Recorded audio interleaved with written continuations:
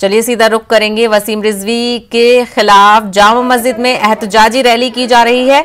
सीधी तस्वीरें हम आपको दिखा रहे हैं। आज नमाज जुमा के बाद वसीम रिजवी की पीआईएल के खिलाफ जामा मस्जिद के अहाते में एहतजाजी रैली की जा रही है। आप तस्वीरों में देख सकते हैं तमाम तर लोग वहां पर मौजूद हैं, शिया सुन्नी तमाम तर।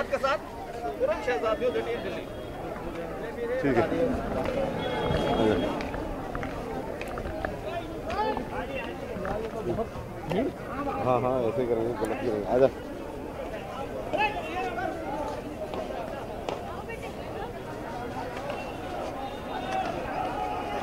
तो आपको बता दें, दिल्ली में आज नमाज जुमा के बाद जामा मस्जिद से वसीम रिजवी की मुखालिफत में रैली निकाली जानी थी, जो कि अब नमाज जुमा की नमाज के बाद शुरू हो गई है। आप देख सकते हैं तस्वीरों में शिया सुन्नी समेत तमाम मुसालिक के मजहबी रहनुमा इस रैली में शिरकत कर रहे हैं। बड़ी तादाद में इस रैली में लोग मौजूद हैं। आप तस्वीरों में देख सकते हैं सिचुएशन को कंट्रोल करने के तमाम तर बंदोबस्त किए गए हैं पुलिस इंतजामिया की तरफ से। तो ये प्रोटेस्ट वसीम रिजवी की मुखालिफत में किया जा रहा है, जिन्होंने कुरान की 26 आयतों के खिलाफ पीआईएल दाखिल की थी। तमाम तर जानिब से उनकी मुखालफत की जा रही है और ऐसे में जो सिया सुन्नी दोनों तबके हैं वो एक साथ सामने आ रहे हैं, एक साथ वो इस मामले को लेकर मुखालफत कर रहे हैं। और आज आप दिल्ली में देख सकते हैं बड़ी तादाद में लोग मौजूद हैं। जामा मस्जिद से वसीम रिजवी की मुखालिफत में एहतजाजी रैली निकाली जा रही है। नीचे तो करने दो, वहाँ कहाँ से बैठेंगे।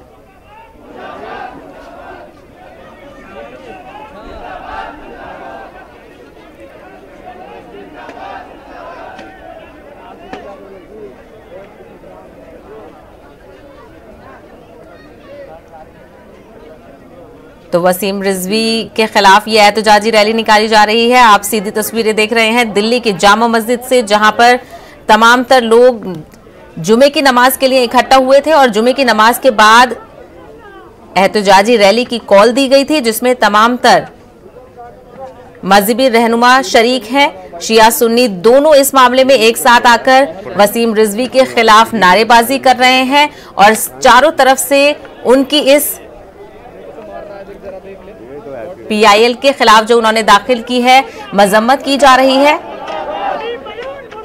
फिलहाल जो तस्वीरें हमें दिखाई दे रही हैं उसमें पुरअमन तरीके से ये एहतजाज दर्ज किया जा रहा है। लोगों के हाथ में प्ले कार्ड्स हैं। वसीम रिजवी के खिलाफ इस मामले में एहतजाज किया जा रहा है। मुसलमानों के जो दोनों तबके हैं, शिया और सुन्नी, तमाम तर जो बड़े रहनुमा हैं, हमने देखा था कि मौलाना खालिद रशीद फिरंगी महली, उनकी तरफ से भी इस मामले की मजम्मत की गई थी और जो तमाम शियाओं के आला रहनुमा हैं, मौलाना हैं, उनके खिलाफ से भी इस मामले में मजम्मत की गई थी। वसीम रिजवी के भी बयान इस मामले को लेकर सामने आए हैं। हालांकि ये बहुत ही सेंसिटिव इशू है, जिसको लेकर के वसीम रिजवी ने पीआईएल दाखिल की है। उन्होंने कुरान की 26 आयतों को लेकर पीआईएल दाखिल की है, जिसकी तमाम तर मुखालफत की जा रही है। मुल्कगीर सतह पे इसको लेकर आवाज उठाई जा रही है और सभी मजहबी रहनुमा मुत्तहिद होकर इसके खिलाफ आवाज उठा रहे हैं। और ताज़ा तस्वीरें हम आपको दिखा रहे हैं दिल्ली की जामा मस्जिद की, जहां से आप देख रहे हैं हमारे नुमाइंदे भी इस वक्त वहां पर मौजूद हैं।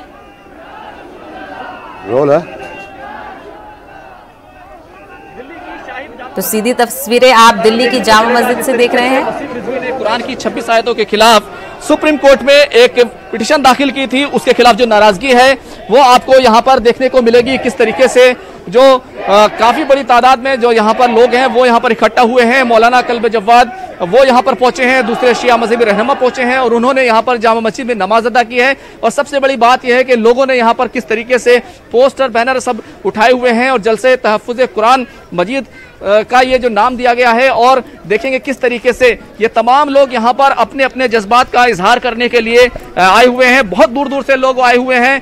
क्या कहने के लिए आप यहाँ पर आए हैं?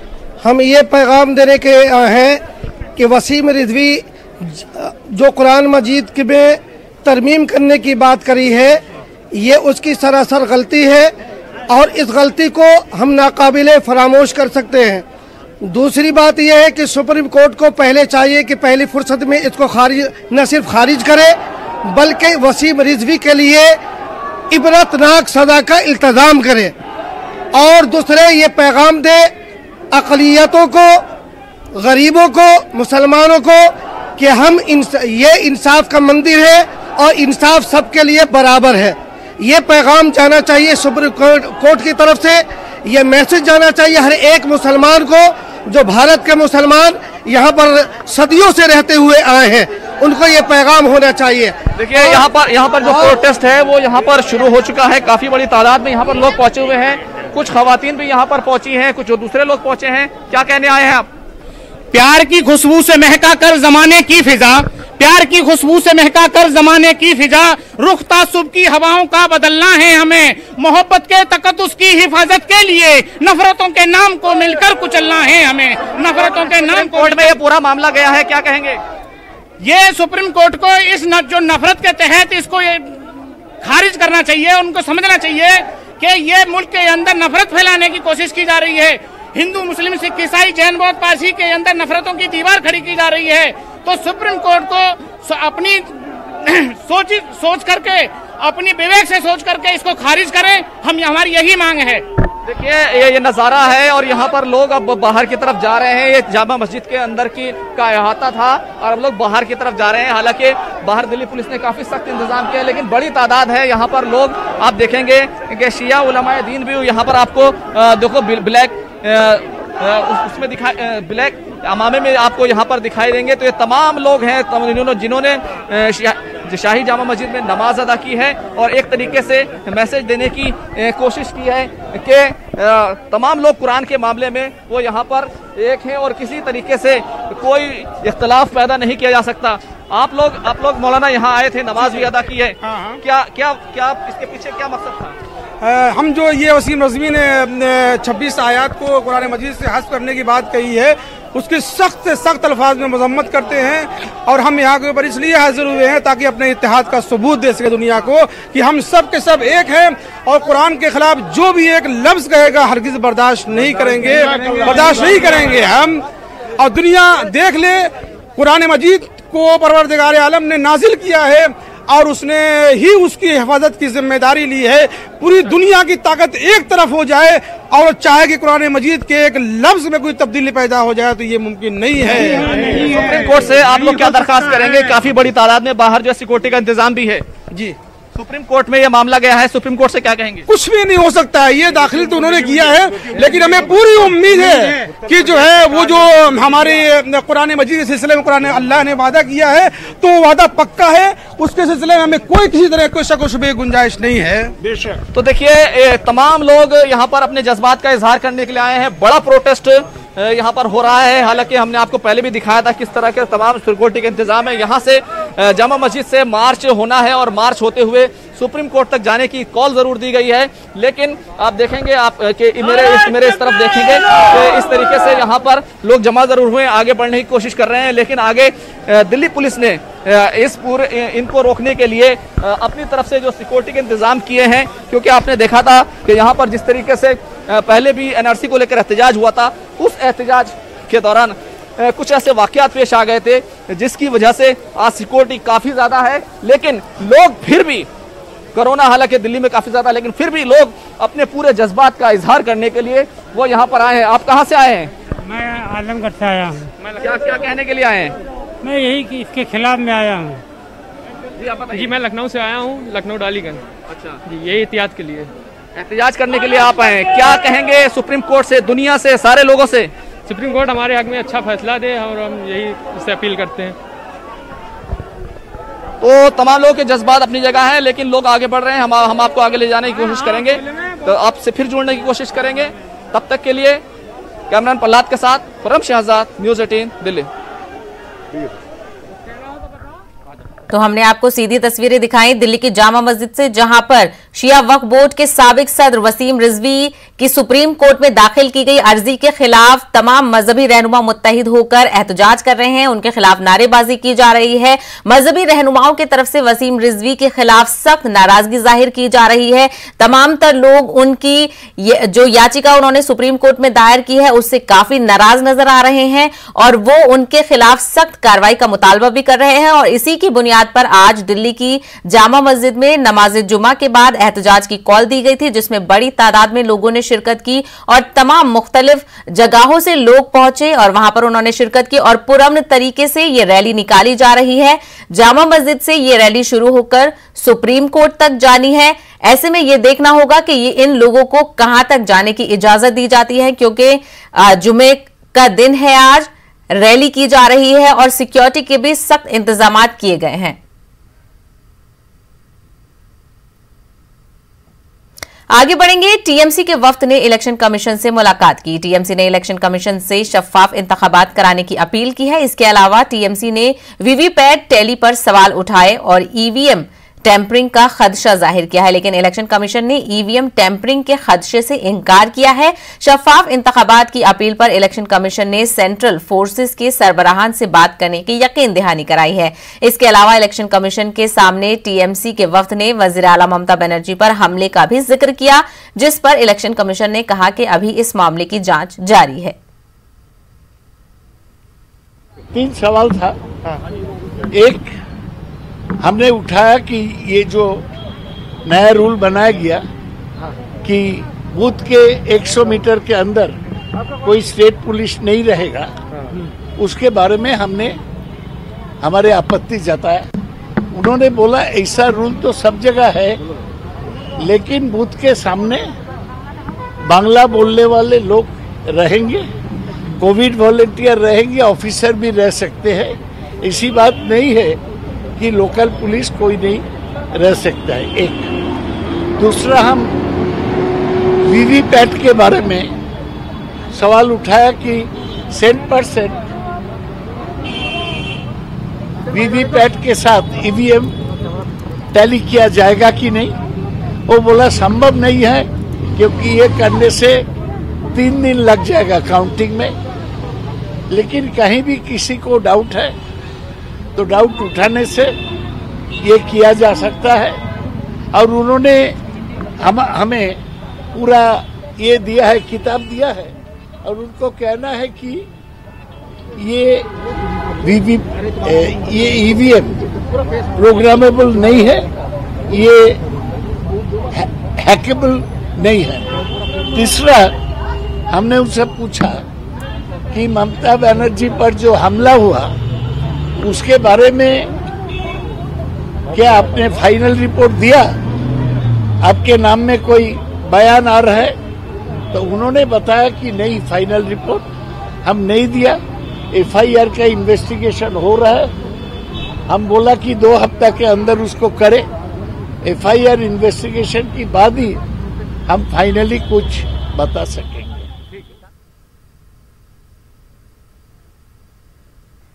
तो इलेक्शन कमीशन के वफ्द ने टीएमसी के वफ्द ने इलेक्शन कमीशन से मुलाकात की और उन्होंने ईवीएम टैंपरिंग के हवाले से सवाल उठाए। आगे बढ़ेंगे। मगरबी बंगाल असेंबली से बड़ी खबर आ रही है। मगरबी बंगाल असेंबली इंतखाबात का माहौल गर्म चल रहा है। आपको बता दें, टीएमसी के बाद अब बीजेपी वफ्द इलेक्शन कमीशन से मुलाकात करेगा। इंतखाबात से कबल बंगाल के कशीदा माहौल पर बातचीत होगी। तो मगरबी बंगाल जिस तरीके से करीब आते जा रहे हैं, वैसे उसी के साथ साथ सियासी सरगर्मियां बदलती जा रही हैं, तेज होती जा रही हैं। टीएमसी ने इलेक्शन कमीशन से मुलाकात की है। उन्होंने कई सवाल उठाए हैं, जो भी उनके खदशात हैं, जो भी माहौल चल रहा है मगरबी बंगाल में, उसको लेकर इलेक्शन कमीशन से शिकायत की है और कई सवाल खड़े किए हैं। अब हालांकि जो दूसरी खबर यह है कि अब बीजेपी वफ्द भी इलेक्शन कमीशन से मुलाकात करेगा। इंतखाबात से कबल बंगाल के कशीदा माहौल पर बीजेपी भी इलेक्शन कमीशन का रुख कर रही है। वो भी अपना एक वफ्द इलेक्शन कमीशन के पास भेजेगा, जो वफ्द इलेक्शन कमीशन से बात करेगा और इंतखाबात से कबल बंगाल के कशीदा माहौल पर बातचीत की जाएगी। तो एक और बड़ी खबर आ रही है मगरबी बंगाल असेंबली इंतखाबात के हवाले से ही ये खबर है। आपको बता दें 21 मार्च को कोलकाता में बीजेपी का मैनिफेस्टो जारी किया जाएगा। 21 मार्च को कोलकाता में जारी किया जाएगा बीजेपी का इंतखाबी मंशूर, और ये मंशूर आपको बता दें वजीर दाखिला अमित शाह जारी करेंगे। कैलाश विजयवर्गीय ने इस बात की जानकारी दी है। तो जैसा कि हमने देखा था 17 मार्च को टीएमसी ने अपना इंतखाबी मंशूर जारी किया था, उसमें तमाम तर वादे किए गए थे, और अब बारी है बीजेपी की जो 21 मार्च को कोलकाता में अपना इंतखाबी मंशूर जारी करेगी। देखना ये होगा कि क्या क्या बीजेपी अपने इंतखाबी मंशूर में वादे करती है। कर्नाटक में लाउड स्पीकर के जरिए अजान देने पर किसी ने रोक नहीं लगाई है, ताहम अजान का वॉल्यूम कम रखने की दरख्वास्त की गई है। बंगलुरु में बीजेपी के अकलियती लीडरों ने यह बात कही है। बीजेपी अकलियती मोर्चा के रियासती सदर मुजम्मिल अहमद बाबू ने कहा है कि अजान को हिंदू भाई भी एहतराम करते हैं। पॉल्यूशन कंट्रोल बोर्ड ने लाउड स्पीकर के इस्तेमाल के लिए गाइडलाइंस जारी की हैं। ये गाइडलाइंस सिर्फ मस्जिदों के लिए नहीं बल्कि तमाम मजहबी मकामात के लिए जारी किए गए हैं।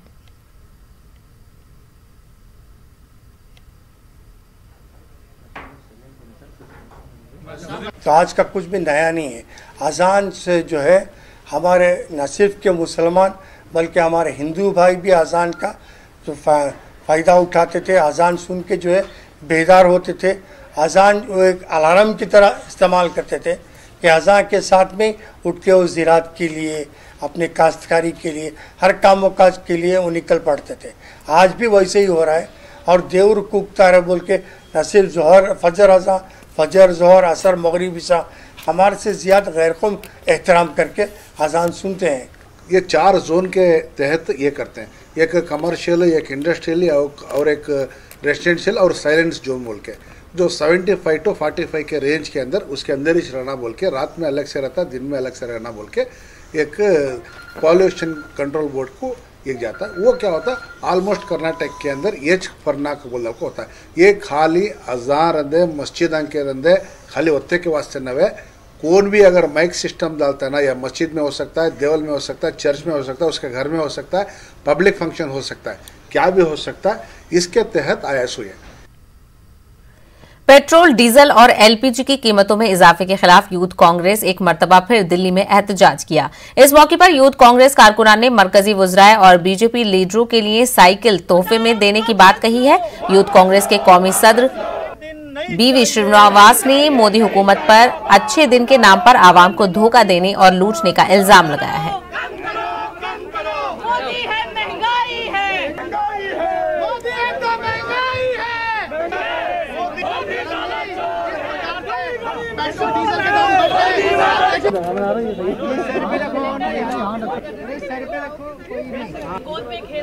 यूथ कांग्रेस अध्यक्ष बीवी श्रीनिवास हमारे साथ है बात करने के लिए। श्रीनिवास, इससे पहले भी कई ऐसे मौके आए जब यूथ कांग्रेस ने अलग अलग तरीके से डीजल, पेट्रोल और एलपीजी के दामों में हो रही बढ़ोतरी का विरोध किया है। आज ये क्या नया कॉन्सेप्ट है? ये देखिए, ये बीजेपी सरकार को हम डायरेक्ट उनको पूछ रहे हैं, हमको अच्छे दिन नहीं चाहिए, हमको पुराना दिन ही लौटा दो। क्यों उस समय में 2014 में हर बार ये लोग ने सड़क पे उतर के 5 रुपए बढ़ते थे भी सड़क पे उतर के ड्रामा करते थे।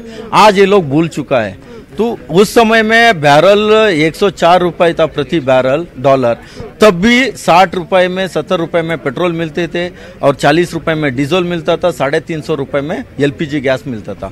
अभी 3 महीने में 250 रुपए बढ़ाने का काम ये सरकार ने किया। 14 बार इन लोग ने एक्साइज टैक्स बढ़ा दिया। कहीं ना कहीं ये सरकार ने शर्म आना चाहिए। हम लोग को और गरीब मजदूर लोगों को इन लोग ने किस तरीके से तोड़ने का काम किया है। ये बताएं कि जिस तरह से चुनावी मुद्दा आपने कहा था कि पिछली बार सरकार ने बनाया था, इस बार भी अभी चुनाव है, 5 राज्यों में चुनाव है, आपको लगता है कि महंगाई का ये जो मुद्दा है? इन लोग ने महंगाई आजकल डयन बन के इनका बेडरूम में घुस गया, तभी इन लोग ने एक शब्द बोलने के लिए तैयार नहीं है। ये सरकार कहीं ना कहीं ये सरकार ये पूंजीपति लोग के लिए अच्छे दिन है और कोई आम लोग के लिए कोई अच्छे दिन नहीं है। कोई नहीं चाह रहा है तो सरकार को याद करवा रहे पुराना दिन लौटा दो। तो श्रीनिवास थे हमारे साथ बात करने के लिए। और ये यूथ कांग्रेस के अंदर का नजारा है जहां आप देख सकते हैं कि साइकिल पर सवार यूथ कांग्रेस के अध्यक्ष से लेकर तमाम जो नेता है, जो कार्यकर्ता है वो है। इसके साथ ही एलपीजी जो है उसका विरोध कर रहे हैं। एलपीजी के जो बढ़े हुए दाम है उसका विरोध है और लगातार इनका यही कहना है कि जब पिछली सरकार थी, यूपीए की सरकार में लगातार सिर्फ महंगाई को इस मुद्दा बनाया बीजेपी ने, और अब जब सच में महंगाई है, लोग परेशान है, चाहे पेट्रोल हो, डीजल हो या एलपीजी हो, लेकिन आज सरकार की तरफ से एक बयान नहीं आता है। औरंगाबाद शहर में कोरोना वबा ने तशवीशनाक सूरत हाल इख्तियार कर ली है। कोरोना के मरीजों की तादाद में बेतहाशा इजाफा हो रहा है। इंतजामिया ने हालात पर काबू पाने के लिए शहर को जोड़ने वाले तमाम 6 चेक प्वाइंट्स पर अब एंटीजन टेस्ट का फैसला किया है। जिला कलेक्टर और आला हुक्काम हालात पर बारीकी से नजर रखे हुए हैं। कोरोना वबा के हालात का जायजा लिया हमारे नुमाइंदे अजहरुद्दीन ने।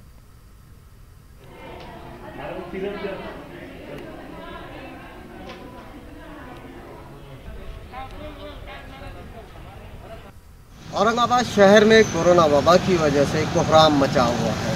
दिन ब दिन कोरोना के मरीजों की तादाद में इजाफा हो रहा है। जब से कोरोना वबा फैली है, पहली मर्तबा औरंगाबाद शहर में सिर्फ एक ही दिन में 1557 मरीज पाए गए। इससे इस वबा के फैलाव का अंदाज़ा लगाया जा सकता है। हालांकि इंतज़ामिया एहतियाती इक़दामात के लिए बार बार अपील कर रहा है।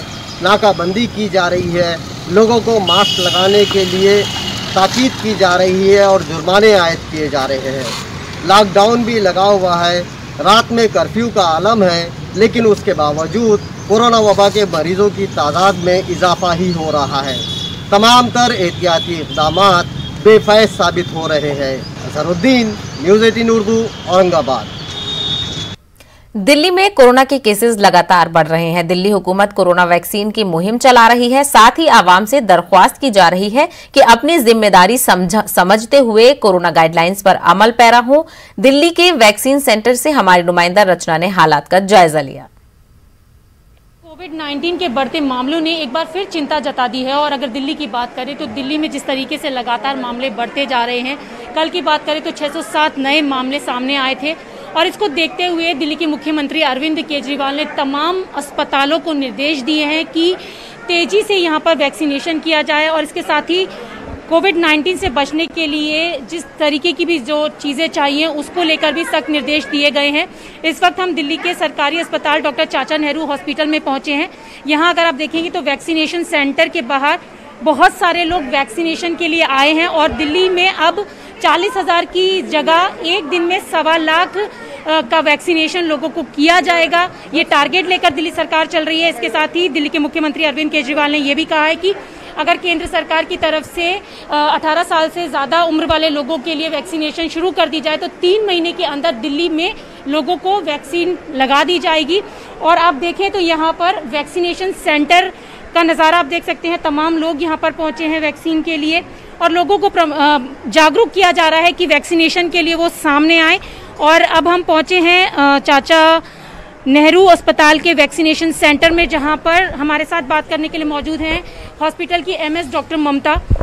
मैम, जिस तरीके से एक बार फिर सेकंड पीक आया है और वैक्सीनेशन को लेकर भी लोगों को जागरूक किया जा रहा है, इस सेकंड पीक को किस तरीके? लेकिन मामला बिल्कुल उल्टा हो गया है, उसकी चाल बिल्कुल उलट गई है और बजाय आपस में लड़ाई होने के, इख्तिलाफ होने के, आप देख रहे हैं समय इत्तेहाद पैदा हो गया है और इस वक्त पूरे हिंदुस्तान में शिया सुन्नी इत्तेहाद का मुजाहरा हो रहा है। हर जगह शिया सुन्नी मिलकर, बल्कि हिंदू भाई भी हमारे जो है वो हमारे साथ आ रहे हैं, इंसाफ पसंद लोग हमारे साथ आ रहे हैं कि फिर अगर ये दरवाजा खुल गया एतराज का, अभी कुरान पर उसने एतराज किया है, कोई खड़ा होगा वो गीता पे एतराज देकर आ जाएगा, कोई खड़ा होगा मनुस्मृति पर ले आएगा, कोई कहेगा बाइबिल पर, कोई तो एक तूफान खड़ा हो जाएगा और फिर उसको कोई रोक नहीं पाएगा। फिर लिहाजा अभी सुप्रीम कोर्ट को चाहिए कि शुरुआत में ही इस पर रोक सख्ती से लगाए और इसके ऊपर भारी जुर्माना भी लगाए और हिंदुस्तान में दंगा फैलाने के लिए इस पर एनएसए लगाया जाए, देशद्रोही का मुकदमा इस पर चलाया जाए, ये हमारा मुतालबा है। क्या सुप्रीम कोर्ट में जिस तरह से याचिका लगाकर एतराज किया गया, ये जो कुरान की आयतें हैं